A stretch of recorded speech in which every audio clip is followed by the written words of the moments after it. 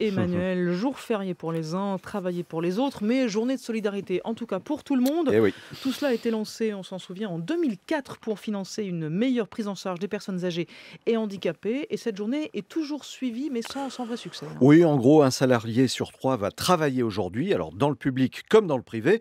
L'initiative est née effectivement après la canicule meurtrière de 2003. C'est le Premier ministre de l'époque, Jean-Pierre Raffarin, qui en est à l'origine. Alors depuis sa création en 2004, cette journée de solidarité a rapporté quelques 30 milliards d'euros à la caisse créée pour l'occasion, la Caisse nationale de solidarité pour l'autonomie. En 2017, on en attend près de 2 milliards et demi. Alors cette journée travaillée a créé la polémique au point de redevenir un jour férié en 2008, mais à la carte. Depuis, alors outre les professions libérales qui n'y sont pas contraintes, le caractère férié ou travaillé de ce lundi est laissé à l'appréciation de l'employeur. Donc ça veut dire qu'il y a plusieurs formules. Effectivement, alors depuis 2008, les entreprises ont la liberté de choisir la date et les modalités pour organiser cette journée. Elles peuvent par exemple proposer à leurs employés de travailler un autre jour férié, sauf le 1er mai.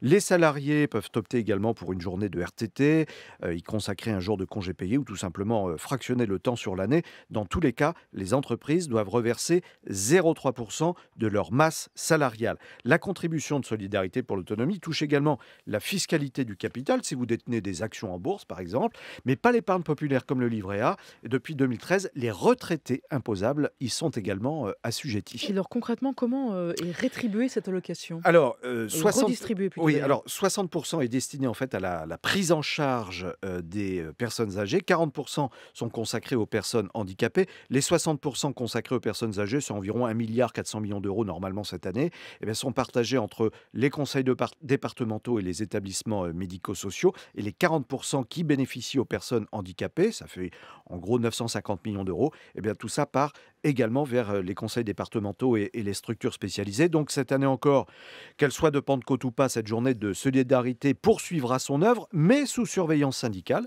La CFTC, par exemple, a lancé vendredi un mot d'ordre de grève pour protéger les salariés que tout employeur voudrait faire travailler gratuitement aujourd'hui ou un autre jour dans l'année au nom de cette solidarité. La CFTC qui dénonce également ce qu'elle considère comme des aberrations, notamment le fait que les professions libérales ne soient pas concernées par cette journée. En bref, dans l'actu éco ce matin, Emmanuel, les ex-Lejabi vont embaucher. Oui, 150 personnes sur 2 ans. Une école de formation va être créée dès le mois de septembre prochain sur le site d'Issingeaux en Haute-Loire.